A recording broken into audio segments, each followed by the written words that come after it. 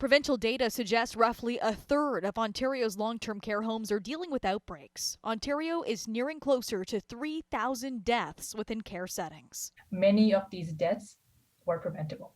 We could have saved so many lives if we took action. Members of the NDP, healthcare unions, and advocates like Vivian Stamatopoulos continue to call on the government to send in the military to help. We don't just need Red Cross, right? We need military teams as well, because military teams have nurses on those teams.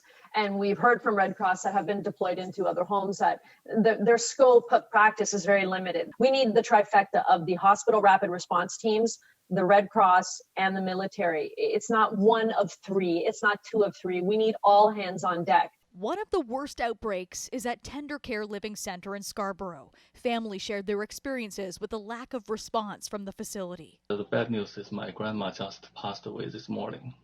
Oh my God. At Rural Hospital. I'm so sorry. Yeah. The story of one of 62 deaths within that home. I don't believe the talks like we've been doing our best or we have taken care of your grandmother. I don't believe that because we don't see Red Cross in there. They are not doing their best. In a letter addressed to Long-Term Care Minister Marilee Fullerton, MPP Dolly Bigham and Stamatopoulos detail what families have told them. Residents continue to be deprived of proper care, including lack of food and water. It's so troubling to have the last communication with my grandma. She was crying in the phone telling me they didn't give me water.